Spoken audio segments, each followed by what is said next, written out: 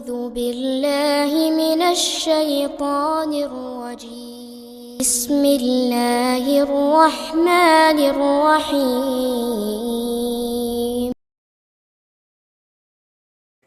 Assalamualaikum warahmatullahi wabarakatuh.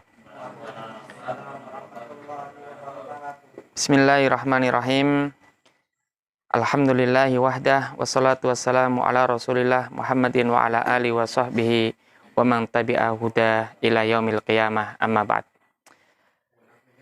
Jamaah yang kami muliakan, pada malam hari ini kita akan melanjutkan kajian kitab At-Targhib wa Tarhib, dan dalam kesempatan ini kita akan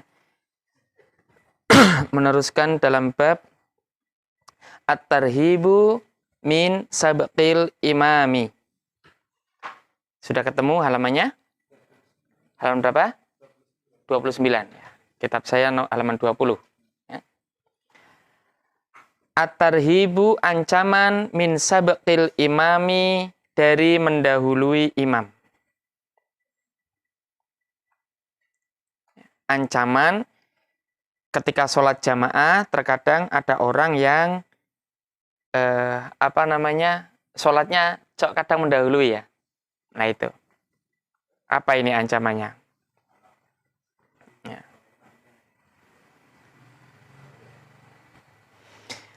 Qala, bersabda sapa Nabi sallallahu alaihi wasallam, ama yakhsha, apakah tidak khawatir, sapa ahadukum, salah satu kamu semua, idza rafa'a, apabila mengangkat ra'sahu, kepalane ahadukum, qoblal imami, sebelum imam. Kuatir ayyuhawilallahu, jika merubah sapa Allah, ra'sahu ing kepalane ahadukum, ra'sa himarin, menjadi seperti kepala himar. Orang yang kalau sholat suka mendahului imam itu, hati-hati. Barangkali Allah akan merubah wajahnya atau kepalanya seperti kepala khimar, keledai. Jadi khimar itu hewan yang menurut orang Arab, kalau orang sini kan hewan yang biasa buat melaknat itu kan anjing ya. Kalau orang sana itu bukan anjing, malah himar, gitu ya. Ya mohon maaf, kalau sana kalau marah itu ngomongnya bukan ya kalb, tapi ya himar, gitu ya. Ya himar, haknya fasih sekali namanya orang Arab, gitu. Lah soalnya kenapa? Di Al-Quran itu memang himar itu binatang yang paling bodoh. Masalul ladzina hummilut taurata tsumma lam yahmiluha kamatsilil himari yahmilu asfara. Orang-orang yang membawa Taurat tapi tidak menjalankannya, itu seperti himar yang bawa kitab banyak tapi itu nggak bisa membacanya, nggak bisa melakukannya. Itu himar. Jadi kalau sini kan pelonga-pelongo koyo kebu ya. Kalau di sana enggak ya, pelonga-pelongo kayak himar. Orang pelonga-pelongo itu kayak himar itu. Kalau ngomong goblok itu ya kamu kayak himar, kamu goblok gitu ya. Itu ya, tapi jangan ditiru lah, itu sekedar itu aja ya. Saya nggak ngajari gitu, nanti sampean kata-katanya malah ganti begitu. Ya. Wa fi riwayatin, dalam riwayat lain, ayyuhawilallahu, Allah merubahnya, suratahu, bentuknya, surata khimarin, seperti khimar.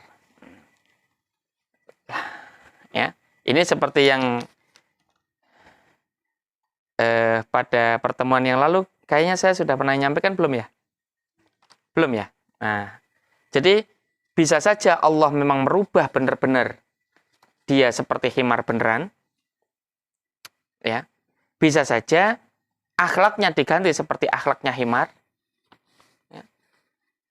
Jadi orang bodoh, jadi orang gitu, bisa saja begitu. Ya. Jadi makna di sini bisa makna lafzi, bisa secara maknawi.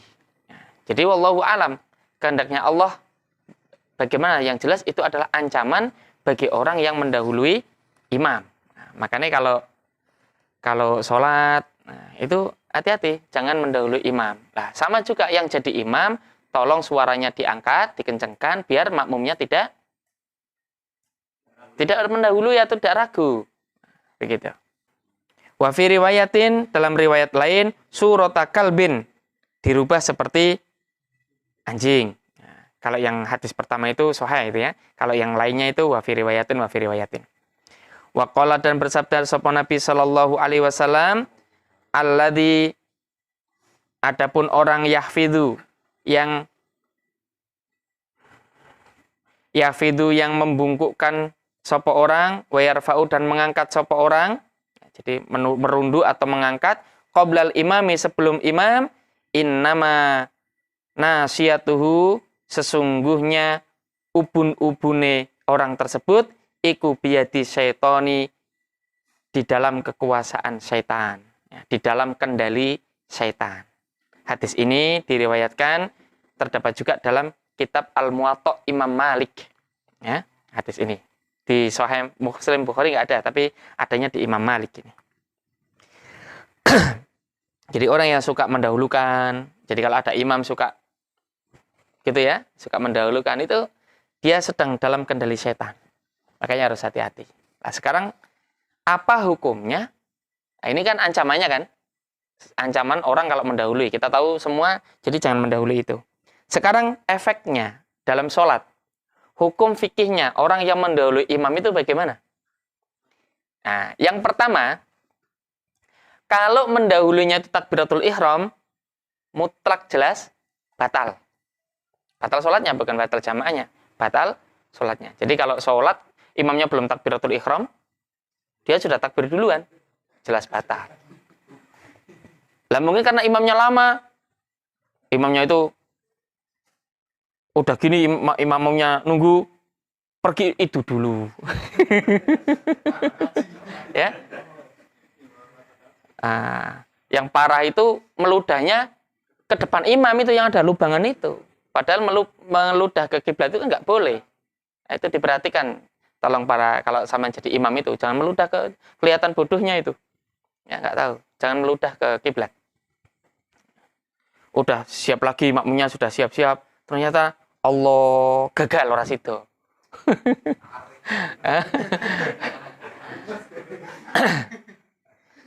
Akhirnya makmumnya kan nggak tahu, dikiranya sudah Allahu Akbar ya, yang di belakang itu udah takbir aja gitu. Ditunggu kok Al-Fatihahnya lama, ini baca iftitahnya kok lama sekali. Ternyata dia baru mulai. Itu tapi nggak tahu. Itu kalau mendahului seperti itu jelas batal, mutlak. Paham ya? Yang kedua, apabila mendahului imam bukan dalam takbiratul ihram, dalam rukun-rukun tertentu, tapi dia tahu sengaja, maka hukumnya juga batal. Jadi ngontoni imam, kesuwen iki imam itu gitu ya, lambat gerakannya, gitu ya, wis wayahe. Akhirnya dia sholatnya, kalau imamnya tua kan kadang bangun aja, Sami Allahu liman hamidah gitu ya, lambat ya. Dia karena muda, terengginas cepat seret gitu. Mendahului imam, sengaja itu. Juga hukumnya batal. Ya.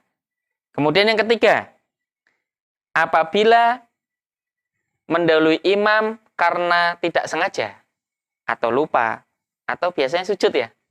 Kalau sujud kok lama pas bangun, loh imamnya kok masih sujud lagi. Nah, masih sujud ya. Nah, apa itu harus gimana? Nah, sujud lagi tapi jangan niat nambahi. Kalau niatnya nambahi sujud nanti jadi batal karena nambah rukun. Ya. Kata Umar bin Khattab, beliau mengatakan, idza rafa'a ahadukum ra'sahu wal imamu sajidun falyasjud. Apabila kamu mengangkat kepalanya, kemudian lihat imam kok masih sujud, sujud lagi. Kembali. Ya. Kan nggak sengaja kan? Tapi jangan niat nambahi sujud. Sujud kan 2 kali, kemudian dia nambahi afdol jadi 3 misalnya. Malah batal nanti kalau niatnya begitu. Kita sujud karena mengikuti imam, ya. Sujud. Ditunggu aja imamnya. Sekali kok enggak dibaca subhana rabbiyal a'la ya. Kok sudah baca 3 kali kok belum bangun. Sama tambah lagi 5. 5 kok belum bangun. 9 wis dipur sisan. 9 nggak bangun, 13 nggak bangun, barangkali ketiduran itu imamnya. Gitu. Ini imam ketiduran pas mabut ini. Gitu. Nggak apa-apa, kembali lagi. Karena nggak sengaja.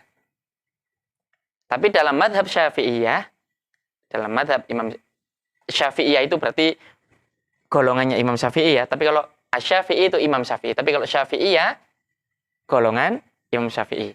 Itu disyaratkan mendahului 2 rukun. Kalau 2 rukun sampai mendahului, batal itu salatnya. Tapi kalau hanya 1 nggak apa-apa. Ya. Ketika sami Allah, kemudian dia lebih mendahului. Ya. Nah, ketika rukuk juga mendahului lagi. Imamnya baru rukuk belum sempurna, dia sudah glosor duluan gitu.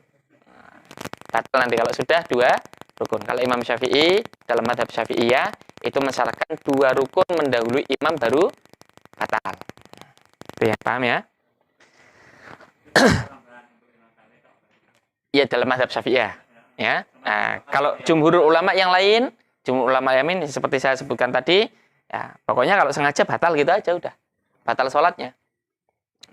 Gitu. Dalam satu sholat ada 2 kali yang dahulu. Iya. Bukan berurutan. Nggak berurutan, walaupun nggak berurutan. Ya. Tidak harus berurutan. Kalau 2 kali gitu ya batal udah. Etika jadi imam itu kemarin sudah dijelaskan bahwa imam itu kalau jadi imam jangan lama-lama ya, kasihan yang belakangnya karena barangkali ada orang tua, ada orang yang lemah, ada orang yang sakit, ada orang yang berkepentingan dan lain sebagainya. Begitu juga la yahillu rajulun. Maaf. La yahillu rajulun yu'minu billahi wal yaumil akhir. Tidaklah halal bagi seorang lelaki yang beriman kepada Allah dan hari akhir ya ummu qauman illa biidznihim. Yang dia jadi imam di sebuah kaum kecuali dengan izinnya. Jadi kalau dia pendatang, dia bukan orang ahli situ, ya, yang jadi imam biar orang situ. Ya, biar penduduk aslinya situ yang jadi imam. Kalau kita pendatang jangan, kecuali memang diizinkan. Makanya kalau di masjid-masjid sunnah, misalnya saya ngisi kajian di situ, ya imamnya tetap berjalan. Walaupun barangkali itu adalah murid saya barangkali atau jamaah saya.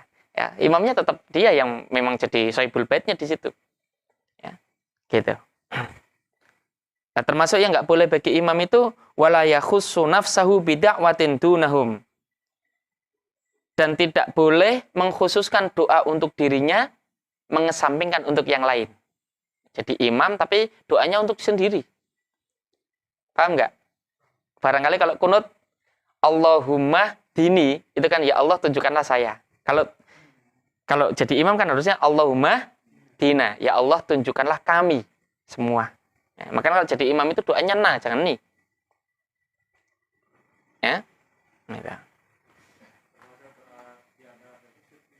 Oh ya enggak, kalau itu kan sendiri-sendiri. Kalau yang memang diamini sama makmum, ya, gitu. Tapi nanti ada wali jamil muslimah. Iya.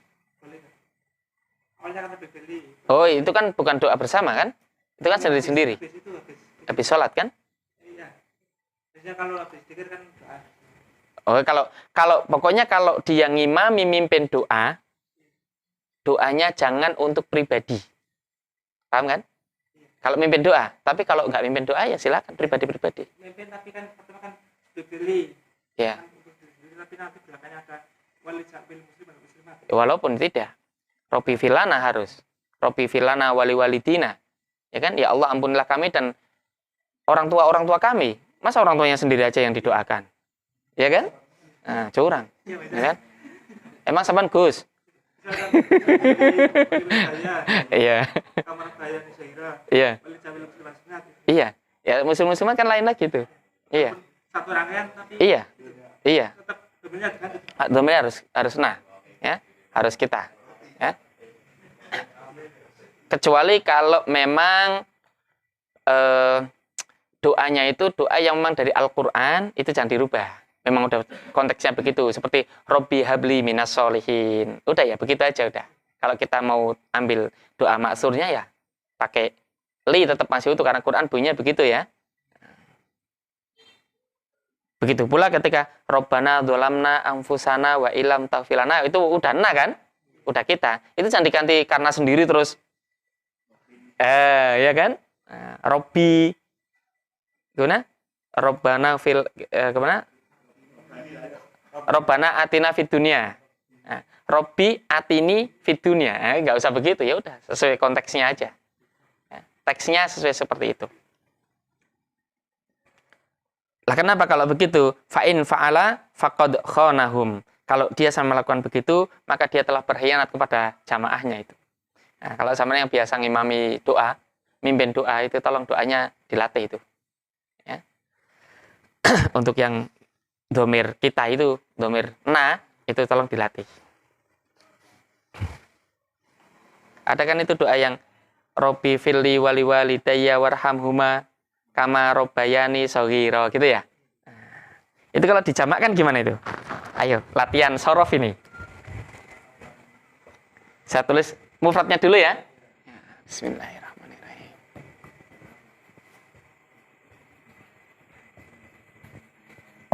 Gimana? Robbi firli wali walidayya warhamhuma kama robbayani shaghiran, ya. Robbi firli, ya Allah ampunilah saya, wali walidayya, dan kedua orang tua saya, warhamhuma, dan sayangilah mereka berdua, kama sebagaimana robbayani, mereka mendidik kami, shaghiran, di waktu balita, waktu kecil. Nah, sekarang dijamakkan, ayo. Latihan sorof ini. Nah, kalau Robbi kan saya. Ini aslinya Robbi ada ya-nya, cuman karena sudah terbiasa akhirnya dibuang. Tapi sudah tahu kalau Robbi ini artinya Tuhan saya. Seperti Bismi, aslinya kan begini nulisnya. Nah, Bismi begini, ya ada alifnya. Cuman karena itu kalimat yang sudah terulang sehingga langsung begini ya, orang sudah paham. Rabbana, Tuhan kami, fir lana, ya kan? Rabbana fir lana. Nah, wali walidayya, dan kedua orang tua kami. Gimana ini? Wali lidaina apa lidina? Tergantung mau orang tua kami apa kedua orang tua kami. Kalau kedua orang tua kami, wali daina. Berarti kalau wali daina, kedua orang tua kami, berarti orang tuanya dua toh. Berarti barangkali itu adalah satu keluarga ya, kakak adik, gitu. Kan orang tuanya cuma dua itu. Tapi kalau wali walidina,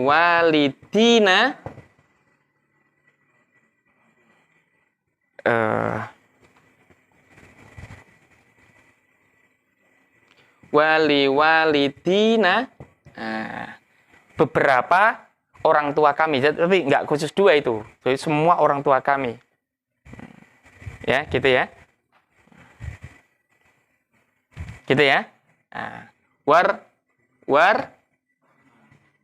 kalau ini masih utuh, karena ini masih utuh dua, ya. Warham huma.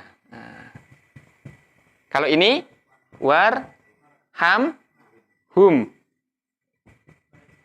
ya kan? Dan sayangilah mereka, karena orang tuanya banyak ini, ya kan? Orang tuanya sampean, orang tuanya ini, orang tuanya kan beda-beda kan? Nah, tapi minta doanya biar bareng. Nah, ini wali walidina, warhamhum, kama. Kalau ini masih sutu, kama robbayana, gini ya, robbayana. Kalau ini kama robbauna, robbauna. Yang kecil siapa ini? Semuanya kan kecil semua ya, sigharon. Nah, ini terserah, boleh yang ini, pilih yang ini nih. Nah, ini kalau ini berarti untuk yang jamak, ya. Kalau ini untuk Nah, untuk mufrad sendiri. Gimana? Mana? Robbauna. Ini sini. Oh, alif. Gini ya. Gini ya. Makasih, Rin. Robbauna sigharan. Gitu ya. Gitu ya. Nah, itu. Itu kalau mau palango jadi imam. Imam walimah. Biasanya suruh imam ya. Tunggu. Kon ceramah ora gelem tunggu ora. Ya, gitu. Itu. Lah, makanya begini. Ini kan doa untuk orang tua kan. Ciri-ciri anak soleh itu adalah mendoakan kepada kedua orang tua. Dan mendoakan kedua orang tua itu dengan doa. Tidak harus dengan tahlil. Ya, tidak harus dengan tahlil. Jadi dengan doa. Jadi setiap kita sholat, setiap doakan kepada kedua orang tua itu. Rabbi fili wali wali tayyarhumma kama rabbayani shaghira dan seterusnya. Gitu ya. Yang penting itu doanya. Malah yang sangat sayang sekali itu ngundang orang suruh tahlilan, anaknya sendiri itu nggak pada tahlilan. Ada yang pergi ke sana repot nyari isi kurang tali rafia buat nalani berkat. Ya, jadi montang-manting ke sana kemari malah dia nggak doakan, masya Allah. Eman. Harusnya malah justru anaknya itu yang mendoakan di situ. Keluarganya itu yang paling penting di situ. Ya, kalau orang lain kan cuma bantu. Ya kan, bantu itu lebih banyak yang dibantu atau lebih banyak yang bantu? Cara sama bikin rumah, ya kan? Uangnya itu kira-kira banyak yang bantu apa banyak yang punya Saman pegang sendiri yang kira-kira mau buat bangun itu? Ya harusnya kan sama sendiri yang lain kan hanya bantu sekedarnya. Itu begitu. Jadi dalam doa itu begitu. Ya, anaknya sendiri yang itu. Makanya waladun solihun yad'ulah, anak soleh yang mau mendoakan kepada kedua orang tua. Nah, itu. Dan doanya bebas, di antaranya ya ini Rabbi fili wali walidayya warhamhuma kama rabbayani shaghira Allahumma fir lahuma warhamhuma dan seterusnya. Gitu ya. Didoakan orang tuanya itu. Paham ya? Untuk sholat apa ini? Mendahului imam, gitu. Salam yang kedua. Oh, berarti ya. Oh ya. Iya, sama aja sebenarnya. Sama aja. Kalau dia sengaja memang mendahului begitu, nanti batal. Karena itu masih dalam rangkaian sholat. Ya, walaupun sunnah. Ya. Jadi intinya ya jangan mendahului imam. Diancam banget sama Rasulullah itu. Lah, sebenarnya ada kebalikannya. Itu kan kalau mendahului. Lah kalau dibuntra imam. Iya kan karena ada orang yang sholatnya itu kenceng, cepet gitu. Jadi di peloni ku angel jengel gitu ya. Imam bisa kelasnya kayak supir Jakarta Sumatera itu. Lintas Jawa Sumatera gitu ya. Jadi pelayune buanter dia ayo angel gitu ya. Nah, kalau kita ketinggalan di dalam kitab-kitab Syafi'iyah Imam Syafi'i, ya kitab-kitab klasik itu juga sama. Kalau kita ketinggalan sampai 2 rukun, itu juga nanti batal. Kalau ketinggalan 2 rukun. Biasanya sholat tarawih ya. Oh, itu sini apalagi makmumnya tua, imamnya muda. Sini baru Allahu Akbar ruku, bangun, itunya sudah duduk. Sudah ketinggalan itu ya. Ya gitu. Ya mufaroqah aja. Langsung mufaroqah, kalau nggak mufaroqah batal nanti salatnya. Ya. Kalau masih mufaroqah. Lanjutkan ya. At-targhibu anjuran fi qasri sholati di dalam masalah mengkosor sholat. Ini orang-orang yang biasa bepergian, nah, dianjurkan untuk sholatnya itu dikosor. Dikosor itu di apa? Diringkas. Yang 4 menjadi 2. Yang 3 menjadi 3 masih utuh. Nanti yang 2 jadi 2 masih utuh, jangan 1 ya.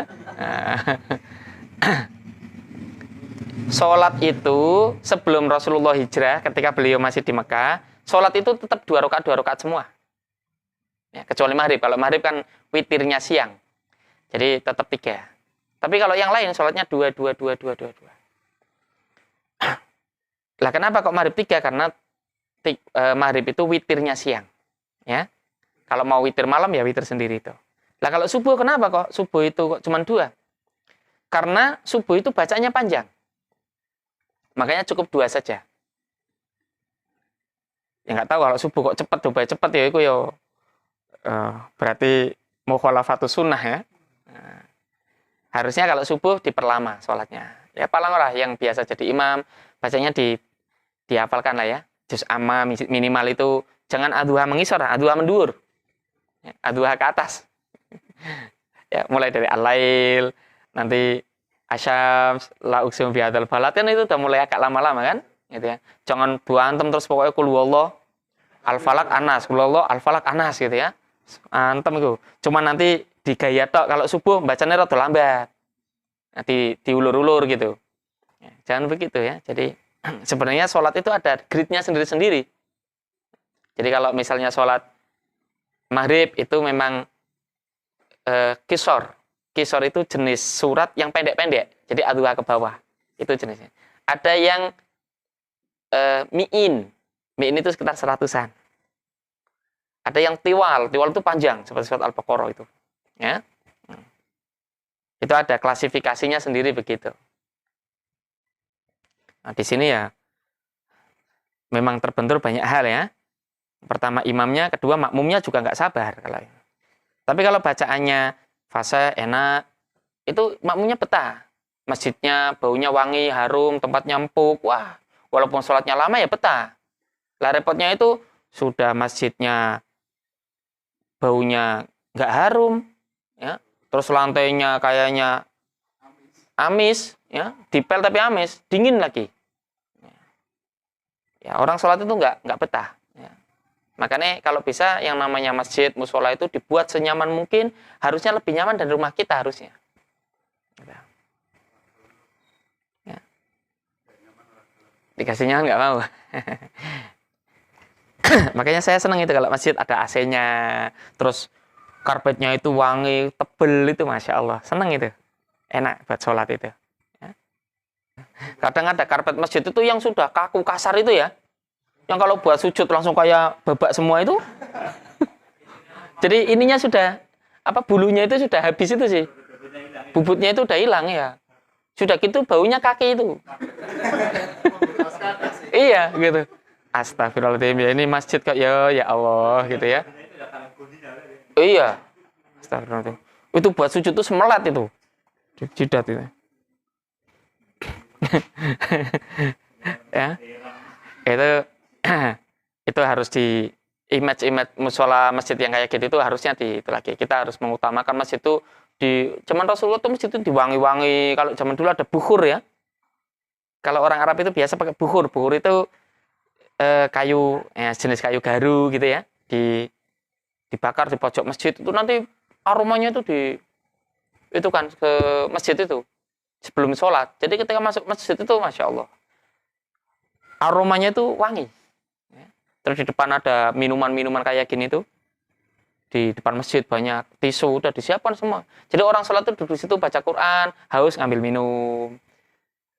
Jadi menanti sholat itu enak. Jangan seperti biasanya kita gitu. Masjid itu menjadi tempat yang bikin nggak betah. Nah itu. Ya. Harusnya dirubah itu. Masjid harus jadi tempat yang terbaik. Nah, jadi tempat sentra. Jadi orang-orang yang dari mana itu dia betah berada di masjid. Ya, betah berada di masjid. Jadi masjid menjadi tempat yang paling indah. Harusnya itu begitu. Ya, nanti kita musola kita insya Allah ya dibuat yang paling indah. Musola percontohan ya, insya Allah. Amin ya. Karena at-targhibu fi qasri sholati, anjuran mengkosor sholat. Karena ono sapa Nabi sallallahu alaihi wasallam iku yuqassiru mengkosor sholat Nabi fi safari di dalam perjalanan tarotan kadang-kadang. Wa yutimmu dan menyempurnakan Nabi ukhra pada kesempatan lain. Wa yasumu dan berpuasa Nabi puasa sunnah tarotan kadang-kadang. Wa yuftiru dan berbuka Nabi ukhra pada kesempatan lain. Wa kana dan ada sapa Nabi, wa kana dan ada apa aksaru ahwalihi kebanyakan keadaan Nabi sallallahu alaihi wasallam iku al-qasru mengqasar salat. Wal fitru dan berbuka. Wa yaqulu dan bersabda sapa Nabi, hadhihi utawi ikilah qasar rukhsah iku sedekahun, sebuah sedekah. Tasaddaqa yang telah memberikan sapa Allahu Gusti Allah biya dengan sedekah tersebut alaikum kepada kamu semua, faqbalu maka terimalah kamu semua sedekatahu ing sedekah Allah.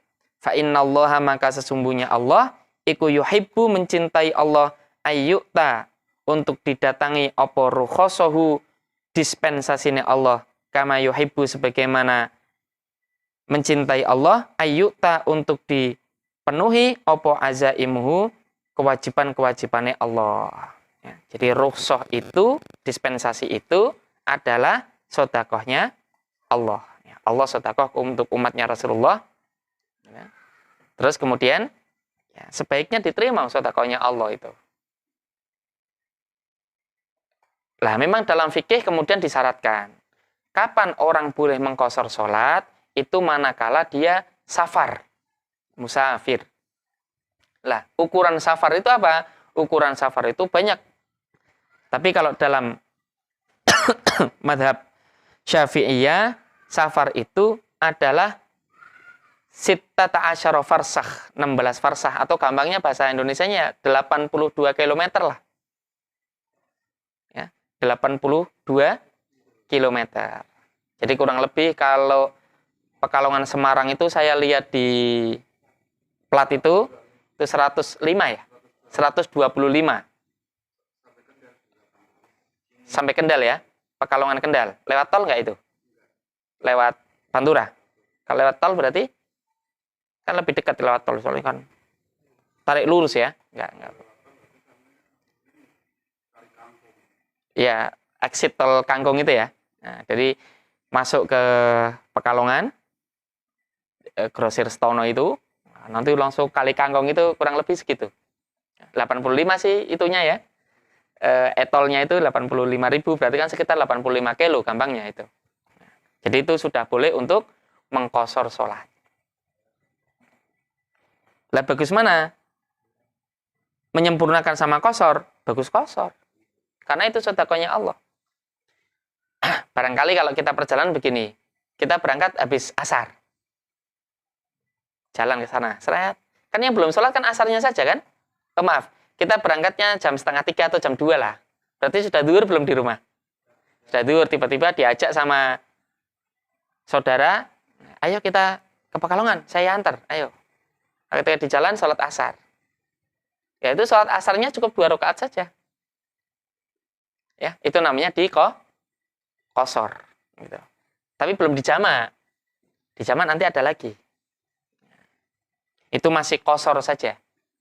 Karena tadi zuhurnya sudah sholat. Jadi nggak usah dijamak. Jamak itu kan kalau kita zuhur sama asarnya belum ya. Maghrib sama isanya belum. Kelewatnya karena apa? Lupa nggak? Lupa nggak? Nggak lupa, tahu kan? Cuman nggak bisa sholat. Nah itu. Harusnya, ya saya sering mencontohkan biasanya ibu-ibu tilik ke rumah sakit ya. Nah, berangkatnya jam 2. Kan berarti udah zuhur di rumah. Sana, pas pulang, naik angkutannya keperogok jalan perbaikan macet ini. Jadi dia nggak bisa berkutik. Apalagi angkotnya kapasitas 12 diisi 20. Iya kan? Seringnya kan begitu ya. Irit itu. Nah, tapi tahu dia, waduh, saya belum asar ini gimana kan? Gelisah itu. Sholatlah semampunya. Sholatlah semampunya. Bisanya aja. Nanti kalau sudah mungkin baru di i'adah namanya. Ngulangi sholat. Ya, bukan qadha. Qadha itu kan kalau lupa atau tertidur. Man nasiya an sholatin au nama anha falyusolli idza dzakaraha. Barang siapa yang terlupa sholat atau tertidur darinya, maka sholatlah manakala dia ingat. Tapi kan dia nggak lupa itu. Dia ingat. Maka sholatlah nanti kalau sudah mungkin untuk sholat. Nah, tiba-tiba kok mobilnya mampir di SPBU. Ya udah, turun aja dulu. Dilalak SPBU-nya antrinya itu wah, panjang juga. Gitu. Yang kira-kira nunggunya juga setengah jam. Di Indonesia kan biasa harus antri. Kalau nggak antri bukan Indonesia namanya. Nah, akhirnya, nah, gitu. Nah, gitu ya. Itu tinggal aja dulu. Nah, itulah seni menunggu. Oh iya, harus duluan nah. Sholat asar dulu. Sebelum maghribnya. Dia kan mau sholat maghrib sama isya-nya nanti di jamak ya. Barangkali begitu ya. Asarnya kan belum. Karena tadi kepepet macet dan lain sebagainya. Maka sholatlah dulu asar, baru mengerjakan sholat yang itu. Iya. Gitu ya. Sholat asar dulu, ada. Karena sudah mungkin untuk sholat, maka dahulukanlah untuk yang sholat tadi itu. Gimana? Iya. Fabda'u bima bada Allah. Dahulukanlah sesuatu yang memang didahulukan oleh Allah. Nah, gitu. Ya, saya kira cukup. Dan nanti insya Allah kita lanjutkan pada pertemuan berikutnya ya. Subhanakallahumma bihamdik. Asyhadu an la ilaha illa anta astaghfiruka wa atubu ilaik. Assalamualaikum warahmatullahi wabarakatuh.